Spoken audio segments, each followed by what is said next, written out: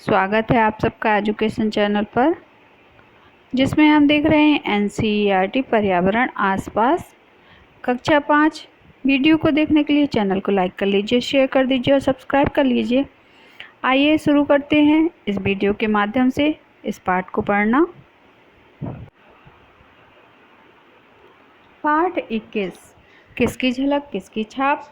आइए पढ़ते हैं इस पाठ के माध्यम से। इस पाठ के द्वारा क्या बताया जा रहा है।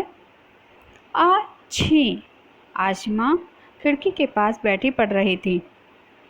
बहुत तेज हवा चल रही थी, धूल भी बहुत उड़ रही थी। अचानक आशिमा को जोर से छींक आई। अच्छी। आशिमा की माँ और पिताजी दोनों रसोई में सब्जी छांट रहे थे। माँ ने कहा, देखा, छींकती है तो बिल्कुल आपकी तरह। अगर आप यहाँ ना होते तो मैं समझती कि आपने छींका है। तालिका में लिखो, आशिमा की चीख जैसी। क्या तुम्हारी भी कुछ खास पहचान है जो तुम्हारे परिवार के किसी सदस्य से मिलती है? क्या किससे मिलती है? इसके बारे में लिखो जरा। करो इन प्रश्नों को, ढूंढो इन प्रश्नों के उत्तर को करने की कोशिश करो। किसकी मौसी कौन? नीलमा स्कूल की छुट्टियों में अपनी नानी के घर गई थी। उसने किसी को आते देखा और अंदर जाकर माँ से कहा, अम्मा देखो, तुमसे मिलने कोई मौसी आई है। माँ ने कहा, बाहर आकर देखा, कहा, अरे पागल, ये तुम्हारी मौसी नहीं, तुम्हारी बहन है। यह तो तुम्हारी सबसे बड़ी नानी के बेटे जगदीश की बेटी किरण है। असल में तो तुम इनके प्यारे से छुटकू समीर की मौसी हो। नीलमा की बड़ी नानी से लेकर छोटे समीर तक के नामों की सूची बनाओ। नीलमा किसके क्या रिश्ता है, लिखो जरा। कैसे जुड़े हैं हम सब? नीलमा छोटे समीर से खेलने लगी। इतने में माँ ने कहा, किरण देखो, मेरी नीलिमा के बाल बिल्कुल तुम्हारे बालों जैसे हैं, घने, काले और घुंघराले। शुक्र है मेरे बालों की तरह सीधे भूरे बेजान नहीं। नीलिमा की नानी हंसकर बोली, हाँ, हैरानी की बात है ना, जैसे हम बहनों के घने घुंघराले बाल थे, अब वैसे ही हमारे दूसरी पीढ़ी के बच्चे के हैं।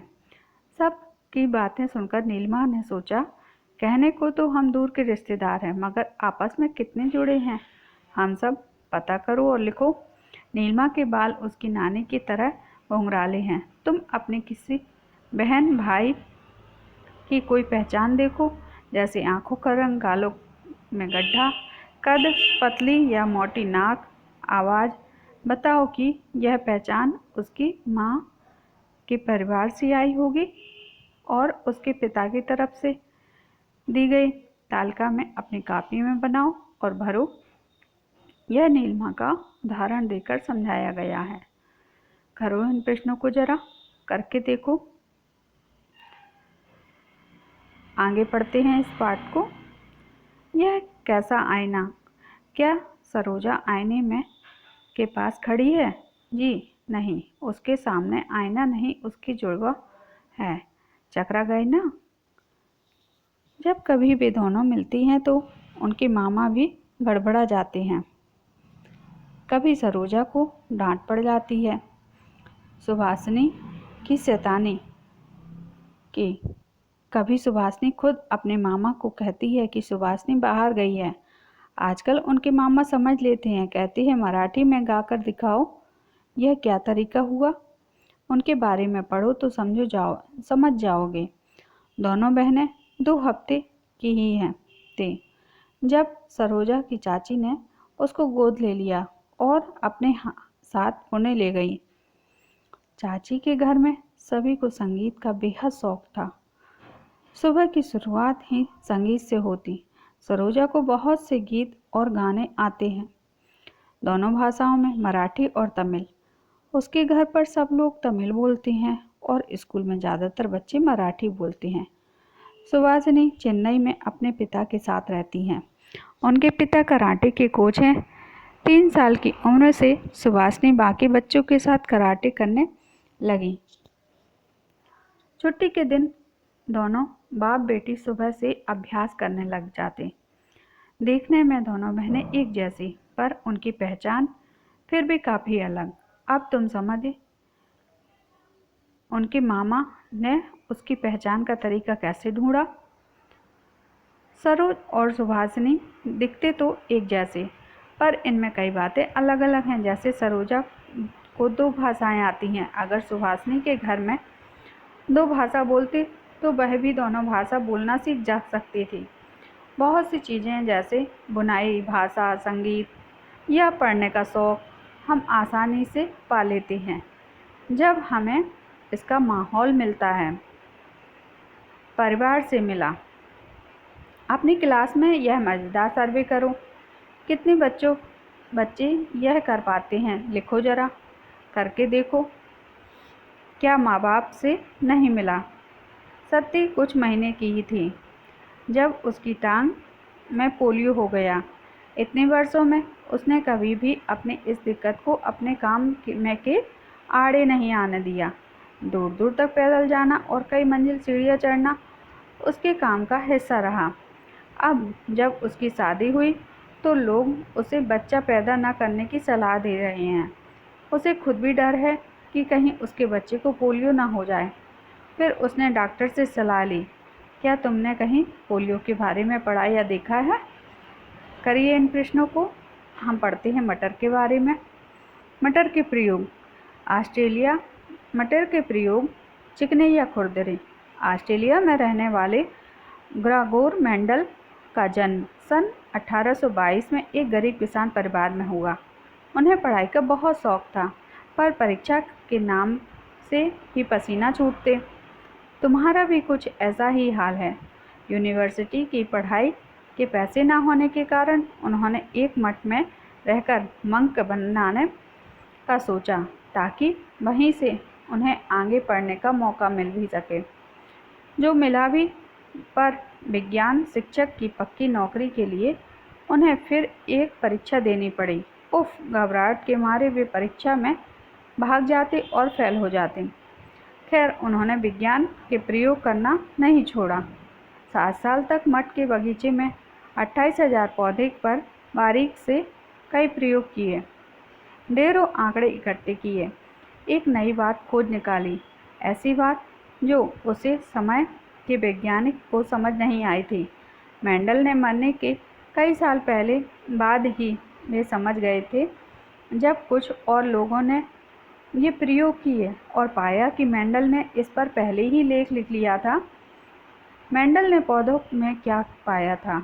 उन्होंने पाया था कि मटर के पौधे कुछ ऐसे गुण होते हैं जो जोड़ियों में आते हैं, जैसे बीज का चिकना, खुरदरा, पीला, हरा होना और पौधे के तने का लंबा नाटा होना। पर चिकने बीज वाले और खुरदरे बीज वाले पौधे बच्चे भी, यानी अगली पीढ़ी के पौधों में भी बीज या चिकने या खुरदरे होते हैं। ऐसा नहीं होता कि एक बीज थोड़ा चिकना और थोड़ा खुरदरा बन जाए। इसी तरह रंग और गुण में भी अगली पीढ़ी के पौधों में के बीज या पीले होते हैं या हरे। पीला या हरा गुण मिलकर कोई नए रंग का बीज नहीं बनाते। यही नहीं, मेंडल ने तो यह भी बताया कि मटर अगली पीढ़ी के पौधे में ज़्यादा पीले बीज वाले ही होंगे। इसी तरह उन्होंने बताया कि अगली पीढ़ी में चिकने बीज ज़्यादा होंगे। कुछ परिवार से, कुछ हालात से विभा दूर से जान जाती कि उसके नाना आ रहे हैं। उनके ठहाके की आवाज़ सुनकर नाना जोर से बोलते हैं, ऊंचा भी सुनने लगे हैं। तुम्हारे घर में कोई ज़ोर ज़ोर से बात करने वाला है क्या? उनकी ऐसी आदत है वे ऊंचा स्वर सुनते हों। करिए ज़रा इन प्रश्नों को अपने आसपास से। हमने देखा कि हमारी कुछ ऐसी पहचान होती है जो हमें अपने परिवार से मिलती है। कई हुनर और कई बातें हमें अपने माहौल से लेते हैं, पर कभी कोई बीमारी या ज़्यादा उम्र की वजह से भी हम कुछ बदलाव आते हैं। यह सब मिलकर हमारी पहचान बनती है। हम क्या समझे? तुम्हें क्या लगता है, तुम्हारी कौन सी ऐसी पहचान है जो तुम्हें माँ की तरफ से मिली है? आसमां के छेद जैसी क्या तुम्हारी भी कुछ खास पहचान है, जो तुम्हारे परिवार के किसी सदस्य से मिलती है। क्या और किससे? उत्तर है, तुम्हारी खास पहचान मेरी नाक मेरी माँ से मिलती है, मेरे बोलने का तरीका मेरे पिताजी से मिलता है और मेरी आंखें मेरे पिताजी से मिलती हैं। प्रश्न है, तुम्हारे परिवार के किसी सदस्य से तुम्हारा चेहरा या कुछ और मिलता है? क्या क्या? उत्तर है, मेरा चेहरा मेरे पिताजी से मिलता है, मेरी नाक मेरी माँ से मिलती है जुलती है तथा बोलने का तरीका मेरे पिताजी से। प्रश्न है, इसके बारे में तुम्हें किसी ने बताया या खुद ही पता चला? उत्तर है, इसके बारे में मेरी माँ और मेरी मौसी ने बताया। प्रश्न है, जब लोग तुम्हारी तुलना तुम्हारे परिवार के सदस्य से करते हैं तो तुम्हें कैसा लगता है और क्यों?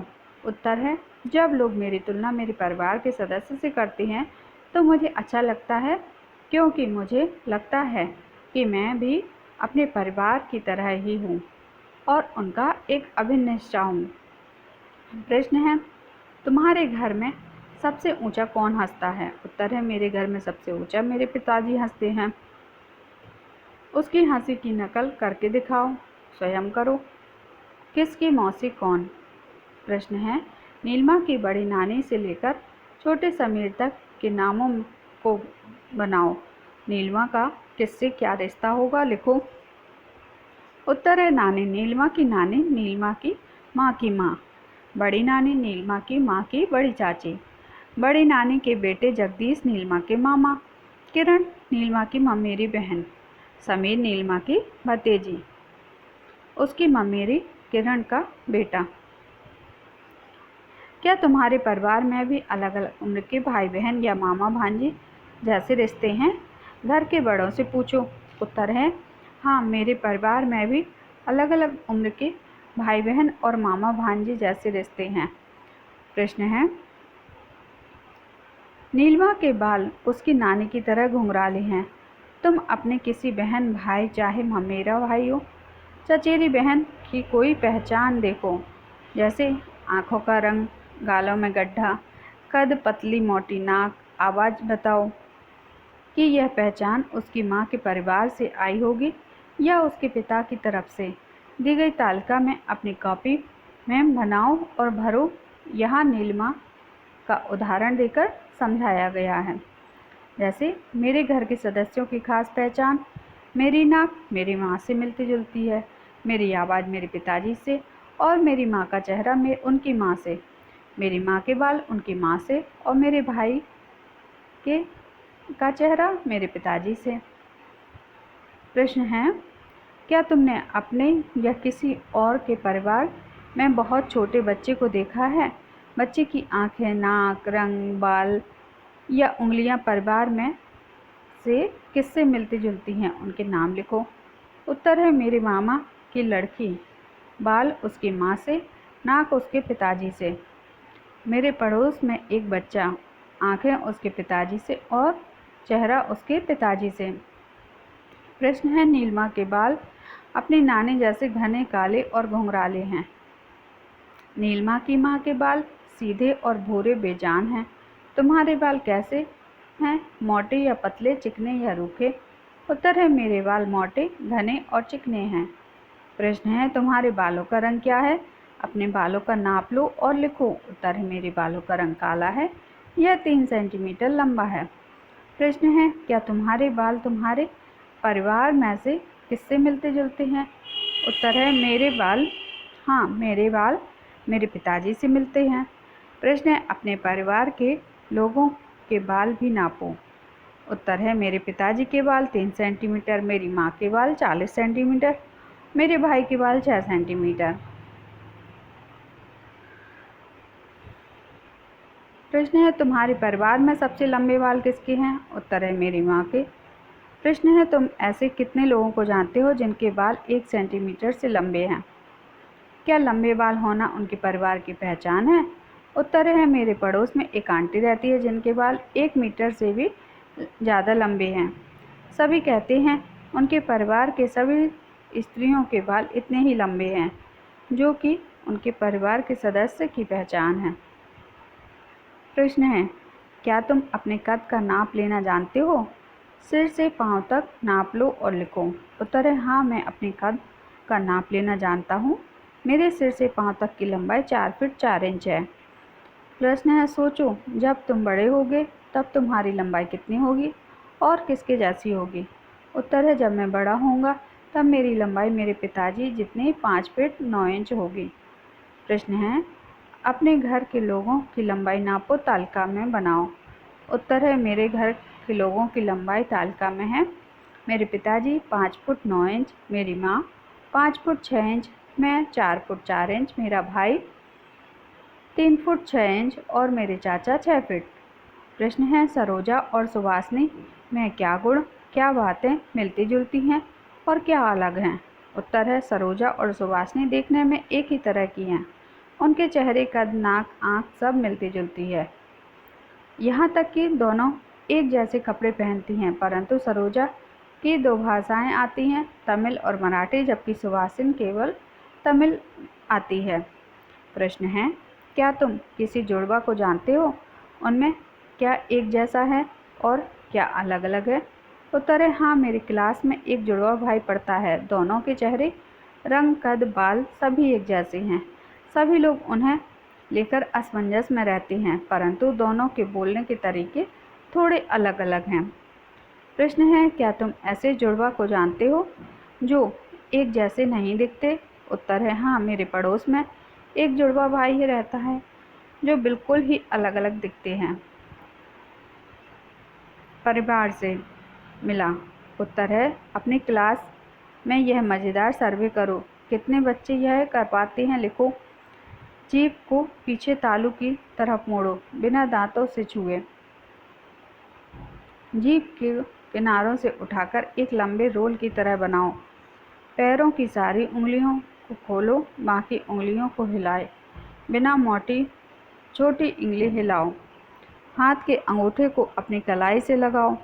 हाथ के बीच वाली उंगली का भी बनाओ, 2-2 उंगलियों इधर उधर करके। बिना छुए बाहरी कान हिलाओ। स्वयं करो यह सब। क्या माँ बाप से नहीं मिला? क्या तुमने कहीं पोलियो के बारे में पढ़ा या देखा है? उत्तर है, हाँ, मैंने पोलियो के बारे में किताबों, अखबारों, पोस्टरों में पढ़ा है। पोलियो के संबंध में टीवी पर हमेशा प्रचार दिखाए जाते हैं। पोलियो एक खतरनाक बीमारी है जिससे लोग विकलांग हो जाते हैं, उनके पैरों में चलने की ताकत नहीं रह जाती है या कम हो जाती है। प्रश्न है, क्या तुमने पोलियो की दवाई पिलाने के बारे में कोई खबर पढ़ी है? उत्तर है, हाँ, मैंने पोलियो की दवाई पिलाने के बारे में खबर पढ़ी है तथा पोलियो की दवा पिलाते भी देखा है। सरकार द्वारा पोलियो की दवा पिलाने को समय समय पर अभियान चलाया जाता है, जिसे पल्स पोलियो कहते हैं। प्रश्न है, क्या तुम किसी ऐसे व्यक्ति को जानते हो जिसे पोलियो है? उत्तर है, हाँ, मेरी क्लास में एक लड़का पढ़ता है जिसे पोलियो है। उसके चलने में दिक्कत होती है। उसके एक पैर में लोहे की क्लैंप लगे हैं, जिसके सहारे वह कठिनाई से ही चल पाता है। प्रश्न है, तुम्हारे घर में कोई जोर जोर से बात करने वाले हैं? क्या उनकी ऐसी आदत या वे ऊंचा सुनते भी हैं? उत्तर है, नहीं, लेकिन एक दोस्त के दादाजी जोर जोर से बातें करते हैं। वे ऐसा इसलिए करते हैं कि उन्हें ऊंचा सुनाई देता है। प्रश्न है, क्या किसी समय या किसी के सामने तुम बिल्कुल जोर से नहीं बोलते? कब, किसके सामने, क्यों और कब जोर से बोलते हो? उत्तर है, हाँ, हम लोग क्लास में धीरे धीरे बोलते हैं ताकि हल्ला नहीं हो, लेकिन हम लोग खेलने के समय बहुत ज़ोर से बोलते हैं क्योंकि सारे लोग दूर दूर खड़े रहते हैं तथा हल्ला के कारण धीरे धीरे बोलने पर बातें ठीक से समझ नहीं पाती हैं। प्रश्न है, कुछ लोग सुनने के लिए कान पर मशीन लगाते हैं, कुछ लोग छड़ी या चश्मे की मदद से लेते हैं। क्या तुम ऐसे किसी व्यक्ति को जानते हो? उत्तर है, हाँ, मेरे दोस्त के दादाजी ऊंचा सुनते हैं, इसलिए वे सुनने के लिए कान पर मशीन लगाते हैं।